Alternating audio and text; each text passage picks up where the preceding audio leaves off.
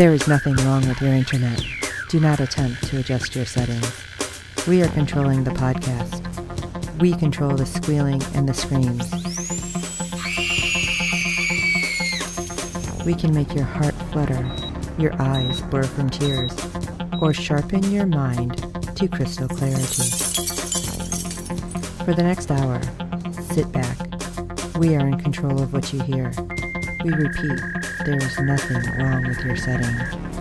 You are about to experience the awe and mystery known as the female mind. You are now entering the Fangirl Zone. Welcome to episode 111 of Sci-Fi Talk on the Fangirl Zone, a podcast where we discuss shows on the Sci-Fi Channel. I'm Steve. And I'm Sean, Fangirl S, and tonight we'll be discussing episode 1 of season 2 of Channel Zero. This season is entitled No End House. Okay, so I was so much more freaked out by this first episode than even last season. Yeah, it was very creepy to say the least. Yes, and I think it was more because, it's a haunted house, and you always hear stories about all these different kind of haunted houses. And I know there was one that was going around for Chicago a long time ago, and it was like, oh, it's multiple floors, and they can grab you and take you down a floor, and if you actually get through all the floors, then you win like $100 or something. And so it's it had the same feel to it. Right. Just the stories, the legend of the awesome haunted house. And then just watching this, I'm like, this is creepy. Yeah. Because I've been to a couple haunted houses that kind of had something similar to the second room. Right. So I can just see this really getting in your head. And especially if you're watching this when it's coming on late at night, and if you're like us watching in the dark because we're crazy, it just kind of gets you all creepy. And I was watching it and nobody was home. So I'm like, oh, what's happening? Yeah. You hear something and you're like, oh, what is that? So yeah, I'm going to sleep great tonight. Yeah. Oh, so let's start episode 1. This isn't real. Okay. Yeah. Just the title. You're like, oh, crap. Right. And we get it shoved in our face pretty quickly because, you have the opening shots of these old homes. I mean, they aren't old as in not like Victorian. Old and torn down. Right. Or old Victorian, they but just a weird, real quiet, 50s, 60s type. And it just was really quiet, which I'm not used to. Right. There's nothing going on. You don't see people around until one girl kind of peeks out of the corner of a side of the house, which of course is labeled number 6, and she's breathing pretty heavily. Yes. And she walks out onto the street and looks to the end where there's a large black creepy looking house at the end. All the windows are blacked out. I mean, and it is just like a flat black paint that just absorbs all the light. So it's really creepy. And the only people we see is an older lady walking on the opposite side of the street with a Doberman. You go, Right. And then you can see she's really shaken and we don't know what's going on. Right. And so she starts walking towards the house, and just seconds after she starts walking, a man shows up behind her. Yeah, and he starts walking faster all of a sudden. Right, to catch up with her. And she catches in the back of her, as she kind of looks back and sees him, so she starts running. And of course he does this is a sprinter. Because, man, that guy caught up to her fast. Yeah. And I'm just thinking, oh, man, I need to work on my cardio. Yeah. It's so screwed in a situation like this. Exactly. Oh. And just as she gets to the house, she falls, and the guy stops and apparently knows her name because he calls her Macy. I know. And I'm like, wait, what's happening? Is this like a flash forward, flashback kind of thing? I didn't know it was happening. Right. And then you see her arm, and he's like, what did you do to yourself? And I thought at first, she was just cutting herself. Right. But then you see that it actually says, this isn't real. I'm like, what the heck is that? Yeah. Because I was like, is he like a cop? Is she crazy? And she's cutting, and she's escaping or something. And except when he slams her head down. Right. And tells her to hush. And then we see a lighter. And it's like, wait a minute. Yeah, what is going on here? I'm like, I don't think he's a cop. No. No. And at this point, you hear her scream and nobody notices. Right. I'm like, what the hell is happening? It's already creeping me out. And it's like the first, 30 seconds? Right. Yeah, this is the opening to the series. And you go, oh my God, this is going to be intense. Right? I'm like, oh great. This is not something I should watch by myself. Oh. Yeah, I watched it alone in the dark as well, so. I guess we're just glutton for punishment, both of us. Yeah, I think so. But seriously, last season did not start off that intense. No. So no, I was like, okay. I mean, it was puppets and kids, and you go, creepy. Okay. Yeah, creepy, real creepy, but. This had just that kind of underlining factor that it's like, okay, wait, what if this is not like some kind of weird haunted house? What if this is like some weird serial killer place? I don't know. It was too damn quiet for me. I've never lived in a neighborhood where it was that freaking quiet. And I live in the burb. But seriously, that was a whole different level of quiet. And that, I think, just kind of creeped me out. Right. Now, really quick, before we go any further, do you think we're going to get any little thread from the last season kind of like slipping its way in here? Because I do have a question with one of the scenes coming up. Unless the guy is somehow tied back to season's 1 story. Oh, the guy that we didn't see his face? Right. Okay. No, the bearded guy. Yeah. Because, like I said, we didn't if he really happens see to his be face. one, right. Yeah. That maybe he's related, or one of the one that was killed and turned bad actually found a way out. And this is him older. Oh, that would be weird. Okay. Yeah. All right. So I kind of threw that in out of order. Sorry. But all right, let's go. Because we get to meet some of our people now that I'm assuming we're going to follow. Get Margot's introduction. I said the people that I assume we're going to follow through this, but I mean, I don't know, that Macy girl. Right. We don't know. We don't know for sure. Right. So we see a newer home, at least one that looks more modern, where in the 2nd story bedroom, our lead, Margot, is viewing some old home video of her playing the piano, hanging out at the pool, and having a tea party with her dad. It was cute, and they kept showing it kind of over and over, especially the tea party and her. Right. What was it? I thought it was like a sloth, like a stuffed sloth or something. Right. I kind of thought maybe a raccoon. Don't know. It was a stuffed doll of some sort. Right. I'm like, oh, great. Is that going to have some significance? Although there's the whole flower blooming thing that seems to be significant already. Yes. Like, oh, God, what is with the flowers? Now we can't have flowers anymore. And then we see older Margot jumping into some type of water. We don't know what. Sure didn't look like a pool. Right. So. Yeah, you see all these pictures in her video, I'm sorry, not in the video, but in her room, her friend, her dad, and what was it, a drawing? It's like, okay, great. What is this? It looked like a UFO. See, I'm telling you, I am just going to be wondering what everything is and what's happening. Right. But she's sitting there watching something. I think she was watching, oh, crap. Supernatural. I don't think that was Supernatural. You don't? No. I thought it was. I thought that was, because I know the girl's face. I don't know if it was like Pretty Little Liars or something like that. That's not Supernatural, though. I know that. Okay. Unless it was, It happened to be one I've never seen with a scene that I've never seen, because none of our normal people are in it. Right. But yeah, I know the girl's face. Like I said, I don't know if it's like Pretty Little Liars or, what's that other one? Teen Wolf. Right. Now, yeah, it might have been that. I had a feeling it had to do something with a supernatural show of some sort, because with the drawing of the UFO, and on her nightstand, there was a skull. Oh, I didn't catch that. Although the next part was kind of creepy. Yeah. So all of a sudden she starts getting, as she's eating her bagel, she's getting a text message saying, I'm watching you. And then nice cat shirt. I'm like, I would not have been as cool about getting up and looking out the window as she was. No.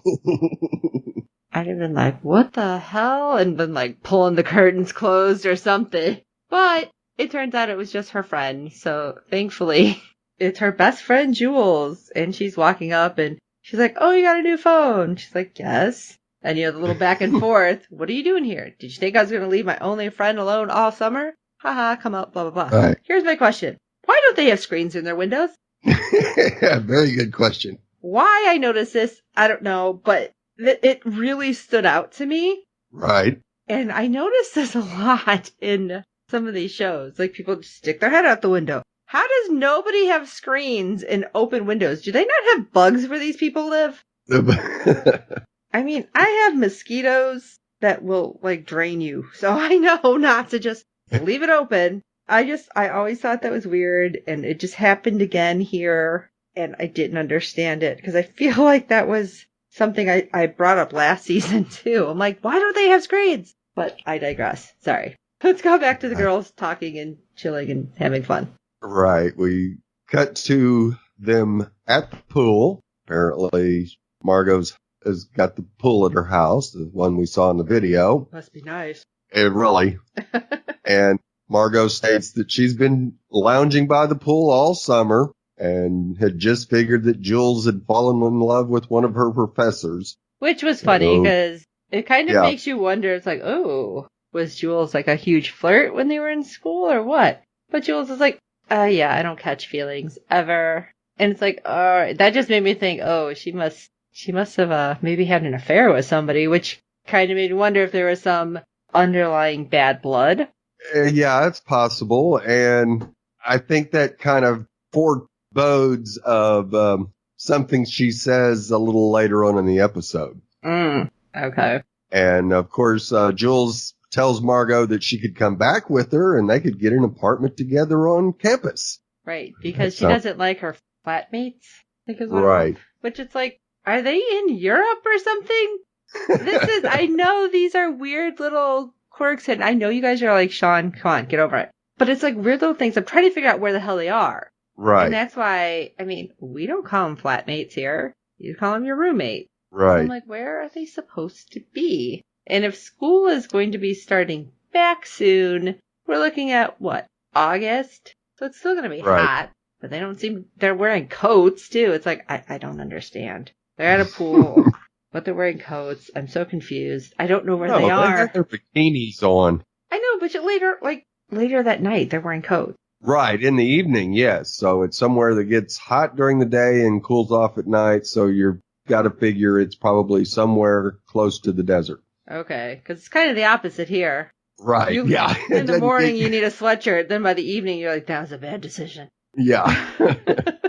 Oh, man. Well, obviously, you can tell there seemed to be a little bit of tension with Jules asking that. But Jules is like, are you going to stay here with your mom? And Margot does say she doesn't need any saving from her past. And then there's kind of silence. It's like, okay, now what? Right. So then it's like, let's get in the pool. Okay. So it's like, you can tell something's happened and we don't know what it is. And neither of them really know how to address it at this point. Exactly. Which I feel like only makes things weirder as we go here. Right. Yeah. I mean, it's very strange trying to figure all this out at this point in time. Right. Now, of course, Jules gets a text and tells Margot that she is meeting up with JT later and she should come along. Because of the tension, you see Jules kind of like, Or she asks, and I'm sorry, Margot was kind of like, I don't know. Yeah. Not too swift on the idea. Right. And we get to meet Margot's mom as she comes out and says hi to Jules and comments about her being a recluse. Not as much as your daughter, lady. Right. And informs Margot that her flight leaves at 5, so she's heading out. This is not going to go well. Right. It's like, oh, okay, this seems like real foreboding. All of a sudden, Mom is leaving. It's like, oh, God, why? What does this mean? And as she's leaving, she tells them to try not to auction themselves off online. Which, haha, very funny. It's like, oh, you're so hilarious, Mom. But then it's like, Okay, again, this is where I'm all of a sudden like, well, what's happened? Has stuff happened in that town they're in? There's weird things have been going on. All because watching the first season and watching all of these shows, I'm like, oh, this must mean something. It's really hard to take off the tinfoil hat. I'll tell you that. Yes. Like, something's going to happen that means something. I swear to God, every little thing, I'm like, that must mean something. That must mean something too. I'm like, God dang it, Sean. So Jules asked Margot if she's coming tonight, and when was the last time she was touched in an unplatonic way? Okay. And of course, Margot tosses her drink on her. Yeah, not awkward at all there. No. Like, oh, okay. Then they both get a text. That was a weird text. Oh, yeah. Video showing the blooming flower from the opening, and they get into the pool. It was just like weird sounds, too. Right. Yeah, just very psychedelic. And if something like that just randomly showed up on my phone, I'd be like, and I need to throw my phone in the pool. Yeah. Because exactly. somebody is sending this to both of us, and this is a little too weird. Okay. Yeah. And it'd be time for a new phone, folks. That would be me. I'd be like, I'm done. Tapping out already. Okay, later that evening, the girls arrive at the bar and find JT at the pool tables. I thought they called him Fish. I swear to God, at one point, I swear Jules calls that guy Fish. She might have. In my notes, that's what I wrote. Fish, fish, fish, fish. I'm like, this makes no sense. Yeah, that might have been his nickname back in second grade. Because that's apparently how long Jules and him have known each other. Okay, you know what? That does make a little more sense. Right. All right. Both the girls give him a hug, and Jules notices his new tattoo. And this is where I want to stop you for a second.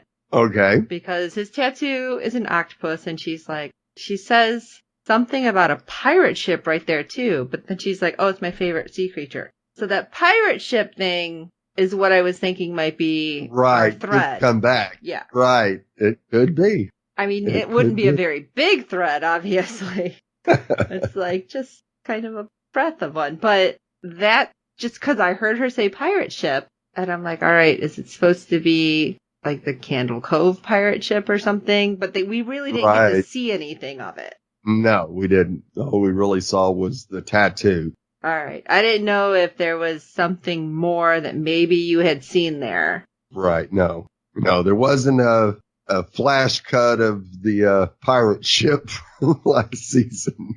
Yeah, you never in there that was subliminally implanted in our heads. Maybe it was. Maybe that's why it stuck out so much.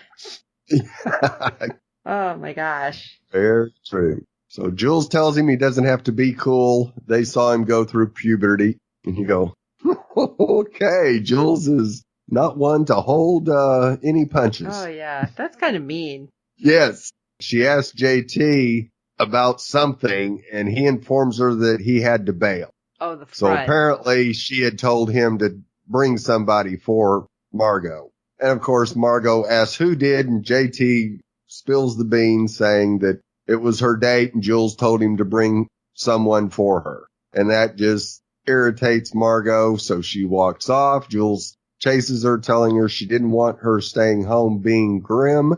And Margot pipes right back, telling her she has the right to be grim, and Jules agrees. Margot says she's not feeling it and asks Jules if they can hang tomorrow. So she's about to call it a night, and a guy walks up and asks if she's leaving, which surprises Margot. And he tells her he saw her come in and thought she was a misanthrope like him. I was like, oh, he's using big words. Okay. Right. Yeah. What kind of angle are you yeah, it's like going for here? And then I was thinking, okay, maybe this is the friend, because JT never did say the guy's name. Right. But this random guy. I don't think so. Yeah, it was just random guy. We never did get his name, did we? I just kept writing the guy because I don't remember them saying his name at all. I think his name is Seth. Oh. I don't know if we ever heard them say it, but I believe his name is Seth. Oh, okay. The guy. And so he asks if she's leaving. And she tells him yes, that she's really tired. And so he walks off, and Jules tells her to go have fun at her house, and surprisingly, she doesn't leave. Because she's intrigued by this random guy. Yeah, he used misanthrope. So JT asks if Jules is seeing anyone, which she replies she's single as a Pringle. Isn't that and you kind go, of okay, now, contradictory? yeah, I get the feeling that Jules may have lived in Britain at one time, just the flatmate and single as a Pringle and just is that some a of thing? the words she used. I'm not sure if it's British or not, but it sounds like it would be. Ah, okay. Yeah, I'm like, wait, Pringles come If in a you're whole listening tube. to this podcast in the UK, please write and let us know. Sci-Fi Talk at Fangirl Zone. Yeah, that'd be great. Somebody tell us. And if I'm insulting you, please accept my apologies. And let us know, because we honestly don't know what some of this means. Right. I love it, though, that Margot's talking to this guy, and she's just like, oh, yeah, I like guys that are, weird loners and into cats. It's like, oh, wait, sorry. Sorry to say that about you. And then he said something about having a dream being attacked by a horde of puppies. And like, first of all, if you stopped right there, that's not a nightmare or anything. It's like, no. Puppies, yay. Till he says, and they start eating him. And it got weird. Yeah, real weird. Real quick. Because otherwise, that's just like therapy for a bad day. You just come home and have like this horde of puppies attack you and puppy kisses and everything. And I'm okay with that. Right. Yeah, he had to push it too far. But if they become ravenous... You pushed it too far, random guy. Now, of course, we also get Jules giving JT some advice about playing pool and telling him to stroke it as if it was in water instead of poking at the ball. Oh, and then this was kind of sad.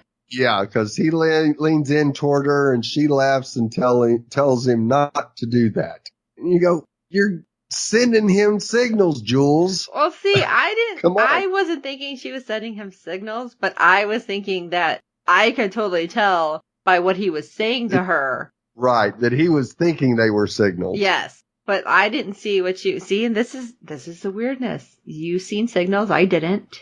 But I could also see that he was into her, and she couldn't. Right. So, I don't know. It's weird.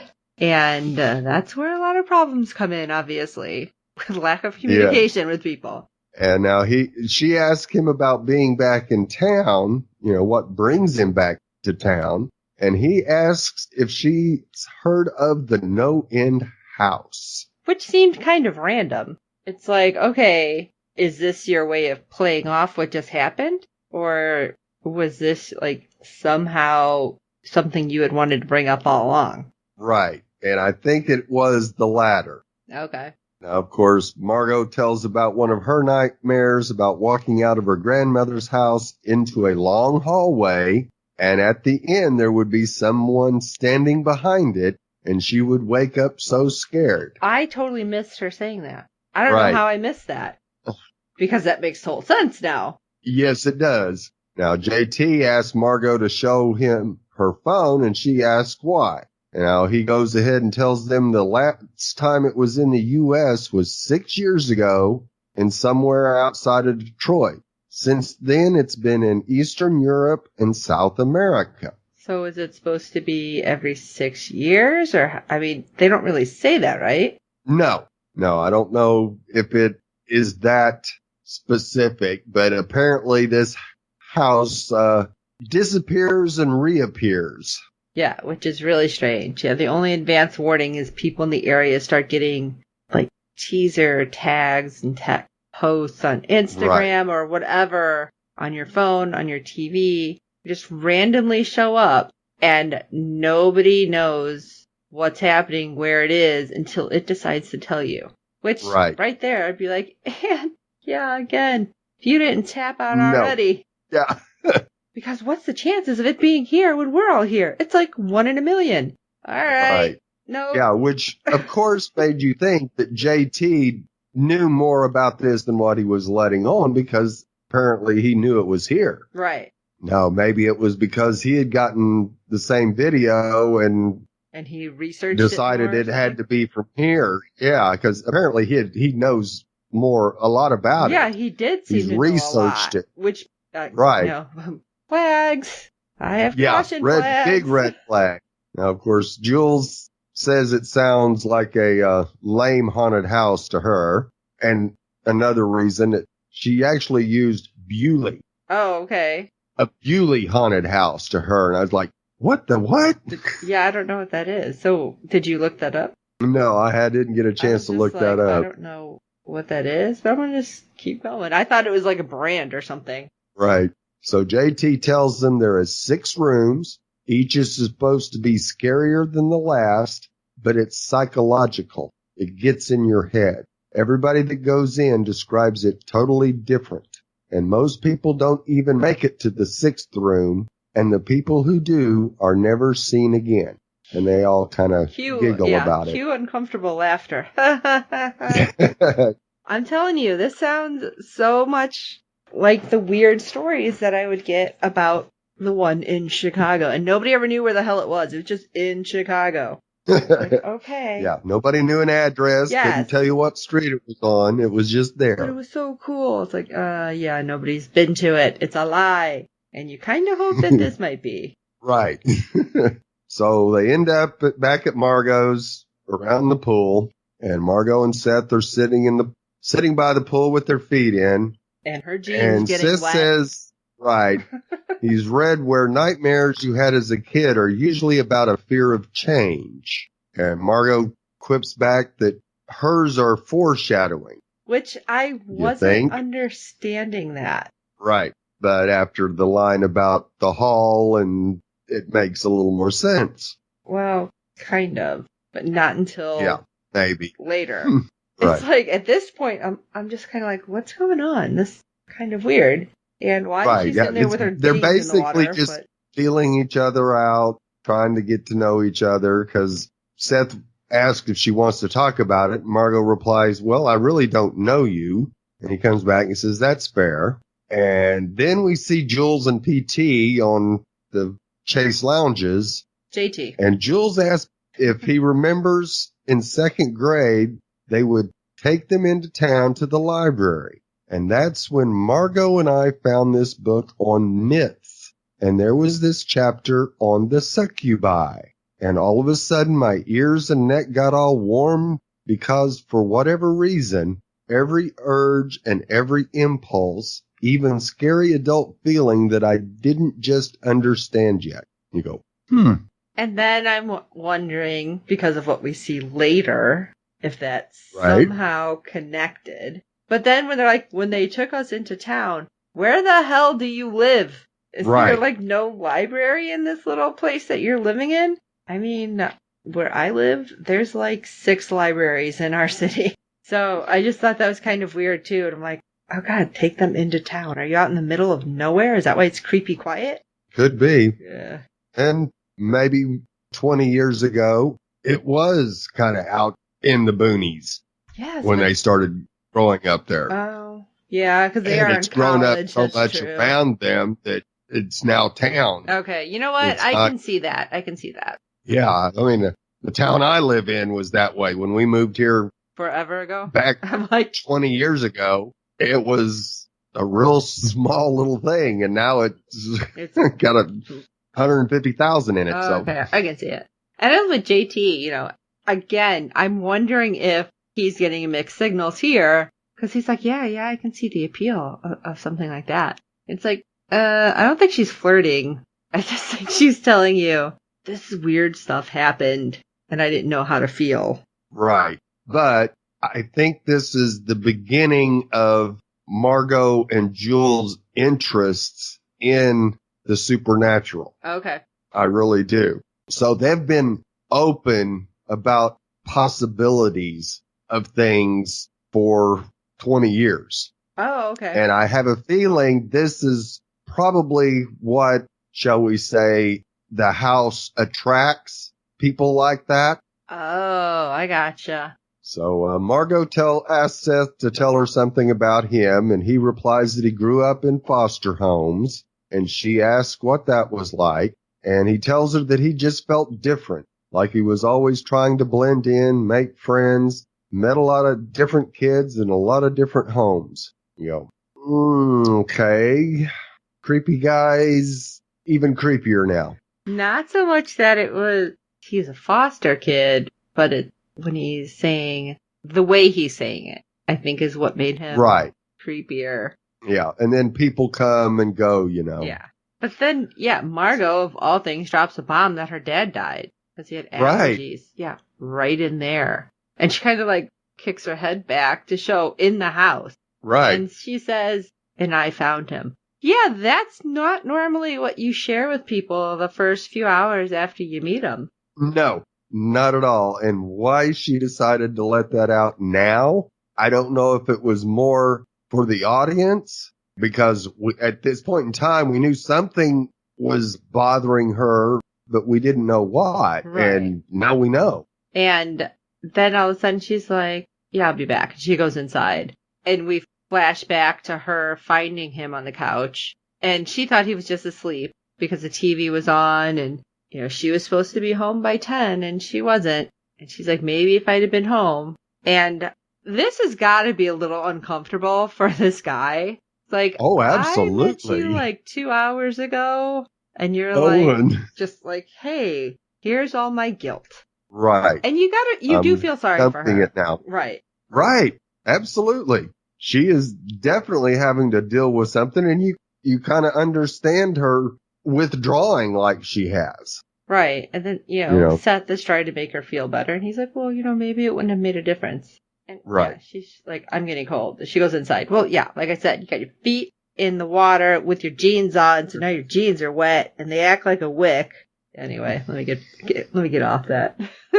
Right. So she goes inside. Before she goes in, they see a full moon, of course. Yeah, I'm like, what is that? Again, foreshadowing. Yes. It's aliens. More foreshadowing. Alien. And she goes back inside, and the TV is on playing an old black and white movie, then suddenly changes to the text video that they received earlier. But a little more in depth. Yes, as it flashes the numbers 1 through 6, and then shows a street sign, Nevin Street.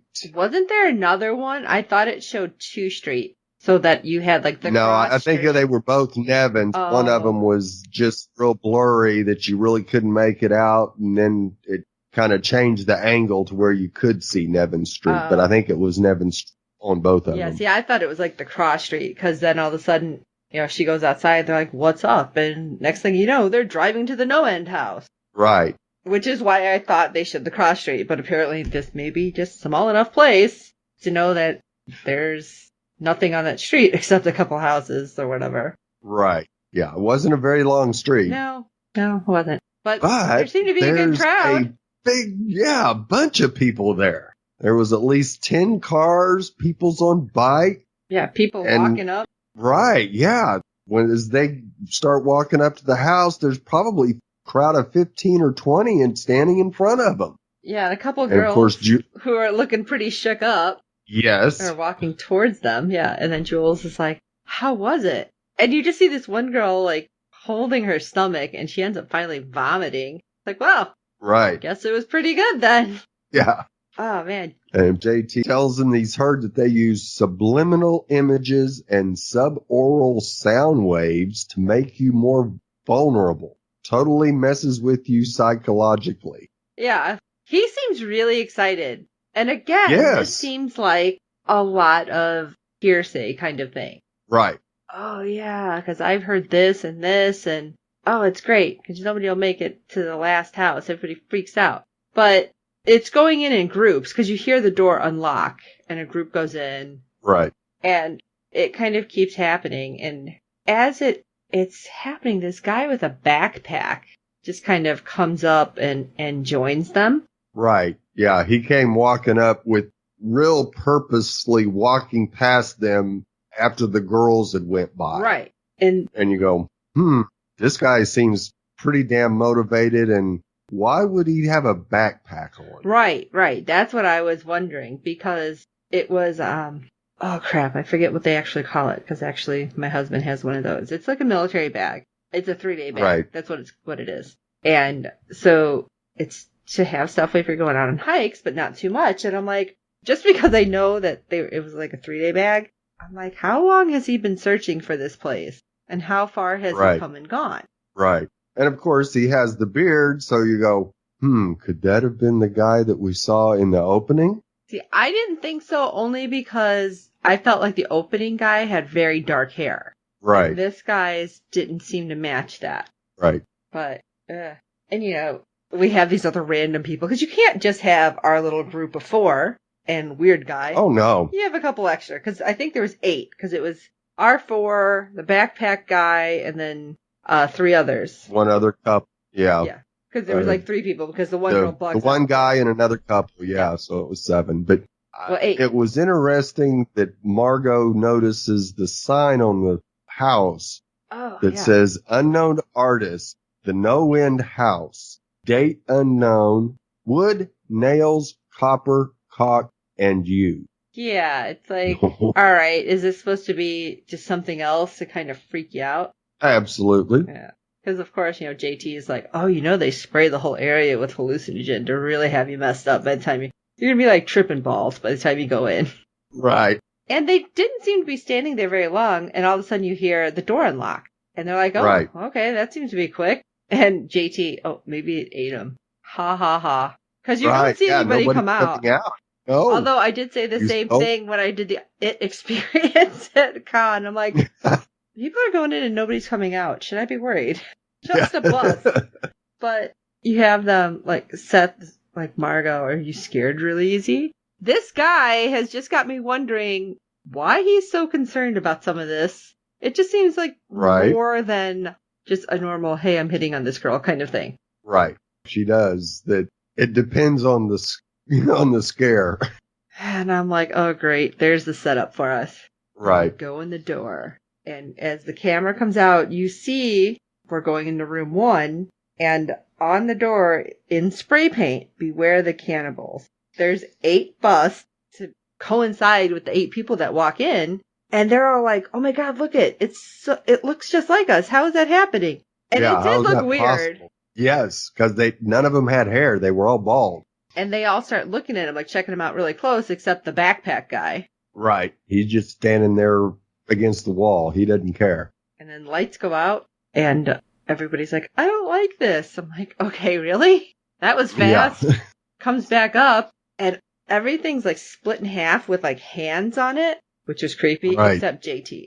Yeah. He's like, mine's fine. It's like, all right, again, foreboding. Yeah. Yeah, you go, okay, these 2 guys, not gonna trust them at all here. Exactly. And one girl is already like, talking about when the lights went out. They need an exit. Because I don't like this. Light come on. That girl decides to bolt out the exit door. It's like, all right, is it really an exit or not? Yeah. And then was it this room? No, the next room. Yeah. So one person leaves, down to 7, going into room 2. It's like, well, that was fast. Yeah. And it's like an all metal room. It reminded me of like the hull of a ship. And I thought it looked like the bottom of a pool. Oh, okay. I can see that too. Right, because it had the half dome lights around it. I don't know. I was just thinking like the whole. So that's why I was like, it just reminds me of a ship. And then again, it goes dark, which I'm like, all right, this is going to be the thing. Light comes up, and then there's a dude in all black, like gloves on, and a weird mask that looked kind of like Tree Man. Yeah. And as he's checking everyone out, JT's like, are you looking at me? And he pushes him. I'm like, oh, crap. Is he going to like start beating on him or something? And he looks at some of them and then walks up to Margot and bends really close and starts whispering. It's like, all right, this is probably not good. Because she looked a little freaked out as he was talking, but then again, I mean, he could be saying absolutely anything. Right, because we don't hear it. It just sounds like jumble. Right. You know that creepy whisper sound when somebody's talking? Yeah. Yeah. Lights go out, come back up, and there's a blood trail, and the guy from The Odd Couple there is missing. Right. With just a pool of blood, or trail of blood, I should say, that leads to the wall. And right. It just disappears. And there doesn't seem to be any door there. Nope. But the girl that was with him is like, I'm out. That's nice. Your guy disappears and you're like, bye. Yeah, I'm not sticking around. Wow. Not counting on you. You're on your own, buddy. Yeah.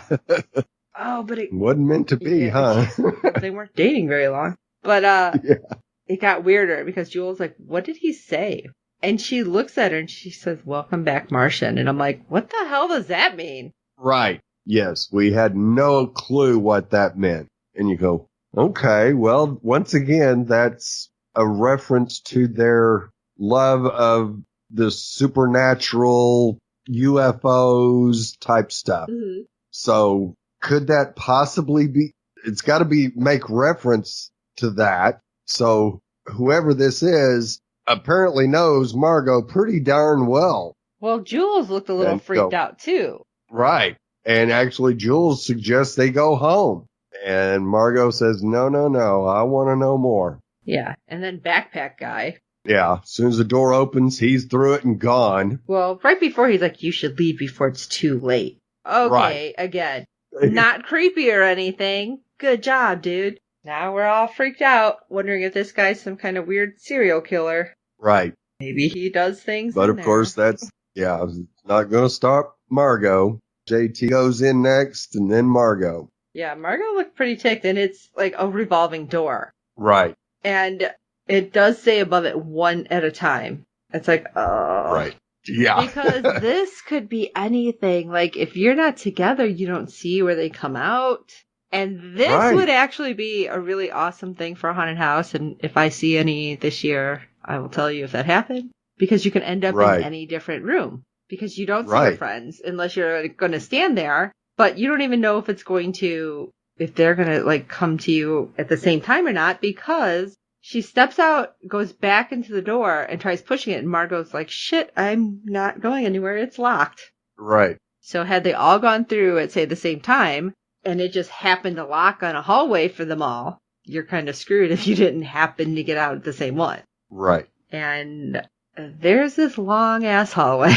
And it's just creepy. And you see her walking, and it's just like the longest hallway. It's like a nightmare hallway, which finally leads back to what she said. Exactly. Because as she's walking, there's a mirror, and she sees it, and then there's some weird laughing, crying kind of happening. Yeah. It was the laughter of the insane. Yeah. Shall we say. Because it was weird. And, she sees a hand, and the mirror's like shaking, and she does kind of like scooch around the side of it. And sees this guy has crazy eyes. Like, whoa, that's a good actor. Yeah. That's a good actor because crazy eyes, it's hard to, like, fake that real, like, craziness, I think, in your eye. And he looked like... Yeah, you have to really be into it. And this guy was. You got to give him kudos for that. Yeah, I was a little freaked out. Thanks, guy, for freaking me out. Yeah. So Margot did exactly what I think all of us would have done. She runs down that hallway. And it's like, okay, there's an exit door in the next room. But Margot hears Jules calling for her in the next door. So her being a good friend, she doesn't take the exit. She goes into the room. Right. And if she wouldn't have heard that, she would have taken the exit. I think she would have. Because she was right there at the exit. And then she hears Jules calling for her. And that made her change her mind and go into the next room. Yes. And then you had a very, Wizard of Oz feel here. Because it's an attic. And she can hear and see her friend on like a video. And her friend looks scared. And then she starts seeing the house. And then the area where her dad died. And it's all this weird projection. And I'm like, this just reminded me very much of like Wizard of Oz. Right. And the face that was like her dad gets all weird and distorted. And I'm wondering if it was kind of like, at this point, again, all conjecture, but like all these weird images just to put something in your subconscious. Right. And we actually hear Margot's own voice saying that if she had just come home on time, she could have saved him. So I keep thinking that the guy, which you named Seth, is like some creepy, like, oh, we're going to pull this girl in and I'm going to collect this information for the people working at this house or whatever. Right. And who knows? Yeah. Anyway, so her dad's face, which we never really get his name, do we? I just called him Dad basically the whole time. Yeah, her father. His face gets all weird and he looks at Margot and then it stops. And then again, there's an exit door and there's the next room. And she hesitates for just a second or two and then just seems almost angry. And so she goes into room 5. Yes. Because I have to get through this. There's only 6 rooms. Why don't you just go through? Yeah. And then even weirder creepiness happens. Yeah. Not only were you watching it, she's going to relive this weird stuff. Right. She enters the room, which looks just like the family room that her father died in. And something is sitting on the couch with what appears to be gray hair or gray something. Right. It looked like somebody covered in mud or clay. Right. Plaster of Paris. Yeah. It was just very weird how it was all Yes, it was. Because there was no distinction of the face. It just looked really swollen. Right. And, even the hands looked all kind of swollen. And I was like, what is this going to be? Some weird golem or something? Freaks me out. And as soon as she gets in front of it and looks like it could have been her father at one time, the TV comes on and there's more home movies. Yes, and it keeps replaying a few little snippets of her home movies. Right. And as she's watching that, the face on the dad thing, that's what I'm going to call it, kind of starts bulging. And because she said he had died of an allergic reaction, I thought something weird was going to happen, like she was going to go bite and it's going to explode or something and it would gross me out. Right. But it doesn't happen. Nothing exactly happens. But it's worse. Yeah. And she can't get the TV to turn off, and she looks back at him because he keeps repeating the last few things, and it's with laughter, and it's like, okay, yeah. Him saying, hello there, and yeah, it gets creepy real quick. So she's like, crap, this dad thing is holding the remote. So she walks towards it very slowly, because again, at this point, you're probably freaked the hell out. And you're going to try to turn off the TV, except when she gets close, it grabs her. It's like, oh my God, what is happening? Yes. Yes, there was a jump factor there. Yes, there was. But she's able to pull free, but there's only so many places to go. Of course, she backs up into the fireplace, and it's coming for her and kind of moaning, and it sounds like it's saying Margot. Right. And it has its hands out like it wants a hug, and then grabs her, and she's trying to pull away. And then for a second, when it kind of starts petting her hair, it almost looked like she leaned into the hug. Because she starts crying that she wants to go home and ends up getting loose and going towards the exit door. But then the thing says, and of course it has to say this, right? Right. You have to go through to go home. All right. Again, foreboding, because right there you're like, oh, that means that she's not out. That it's going to put her through some other terrible psychological thing. Yes. Yeah. Absolutely. Because once outside, she sees Jules standing away from the house, looking about as ragged as she is. And they kind of walk toward each other, visibly shaken. And they make it to the car. And Jules wonders if the guys would have left before them. And Margot says, I don't know. And Margot notices it's almost dawn and asks what time they got there, and Jules doesn't really know how much time went by. Yeah, because we don't really know what time they went out. We just know Mom had a flight at 5.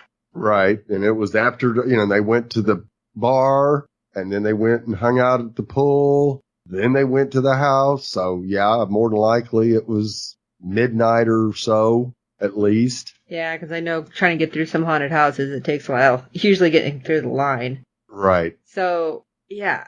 But it's weird because they don't really talk about what either of them see. What they went through. No, neither one of them do. And you go, wonder how bad it was for Jules. And I'm kind of wondering if that's what the rest of the season's going to be. We're going to find out what each one went through and then kind of have it come back together or something. Maybe. I guess we'll find out. Yeah, unless this Jules isn't our Jules. You know what? I was thinking that. And I'm like... Right. It's very, very possible that this is the only way to kind of calm her down was to have her find her friend, feel a little secure, and then rip it all apart. Which basically we find out because they put on their seatbelts, but the car won't start. Again, nightmare scenario, right? Exactly. So they're like... So they have to... Yeah, we're going to walk. Get out and walk. And of course, I'm like, something's going to jump out. Right. But it's barely daylight as they make into a neighborhood. And Jules brings up how Margot is doing with everything, seeing that it's been over a year now. And Margot tells her she's doing okay, which it's apparent she's not. She hasn't gotten over guilt of her father dying. Right. And then Margot's like, hey, are you just going to crash here? She's like, sure, I have clothes in the car. And this is where I'm like, didn't they just leave the car because it wouldn't start? Yes. I was like, wait a minute. Was that something that was, a screw up in editing? Is it a screw up in, like, them remembering? I didn't understand how the car was there. Or was the car actually supposed to be one of the guys' car and that Jules drove and maybe she kept wasn't the keys? Drinking? Yeah. Right. I'm thinking maybe that. Yeah. Yeah, that's possible. And so, But I noticed that as well and said, time out. Something's not right here. Yeah. So if anybody has any ideas on that one, shoot us an email. Do we right. So Margot walks up, unlocks the door. She puts her purse and keys on the table and walks into the room where her father died and stops. But when Jules, after getting her stuff out of the car, is walking up the driveway, we see the house number is 6. I didn't notice what it was earlier. Did you? No, I didn't either. 6? Yeah, I don't know. May have to go back and rewatch it again to see if we ever saw a house number. I don't think we did because, we've seen some house numbers. Covered porch. Yeah, we saw some house numbers, but I don't know if we saw hers particularly. But as Margot's headed up the stairs, we see a painting of a flower. The frickin' flower's coming back again. Yes, it is. And then all of a sudden, whistling. So she's kind of around the corner, but like the whistling would have stopped me right away too. Yeah, absolutely. Her mom's supposed to be out of town. What? Who's whistling in my house? Right. As she comes back down and looks into the kitchen, there's her dad. And especially he looks up and he says, hey, Martian, how was your night? How she didn't fall over, I will not know. Because she's just like, and there it is the end. It's like, how did you not freak out? I would have probably ran screaming out of the house at that point. Right. Now, it was interesting that Jules kind of does a double take on the house number being 6. Okay, so maybe it wasn't always 6 then. Right. And of course, I doubt very seriously they are out of the no-end house at this point in time. They're still inside. But because of the way Jules is reacting too, I'm thinking they are actually both of them together. Yes, like right people. So I don't know. The ones who walked in together. Yes, so it's weird, and I don't know. It's going to be really weird. Oh my gosh. Yeah, this is really going to be a psychological horror, and those are the best. Yes, which is why this probably freaked me out so bad. But we hope you guys are just as freaked out as we are. So, like we were saying, is it a continuity error, or is it supposed to have happened that way for the car? Did you notice the number on the house beforehand? Anything that you noticed that we didn't pick up, we want to know. So our new email now, sci-fi talk@fangirlzone.com, and we'll be able to answer you back right away. We'll even read your email on air. Yes, we will. Oh my gosh, this one's got me freaked out already, and this is only episode 1. So... yeah. That's 6 weeks of freaking out. Woo. All right, sci-fi. All right, so don't forget to rate and review us on all the platforms that you're finding us on, because good ratings of the show helps other people find us. Tell your friends. We do hope you're enjoying the podcast. Don't forget to live tweet with them, because we already know we're getting more of Channel Zero because it's going to be different every season. But live tweet so they know how you're feeling about this episode, about all of the episodes when you have it. And because, as you guys probably already know, we did lose the show this season, that we're still trying very hard to get picked up on a different platform, streaming platform, but we always want to make sure Sci-Fi knows that we are really into these shows. Yes. So absolutely. Wow. Can't wait to talk to you guys about this for this 6 weeks, because it's crazy. So for this episode of Sci-Fi Talk, I'm Sean Fangirl S. And I'm Steve. Remember, we saw you go through puberty. Until next time.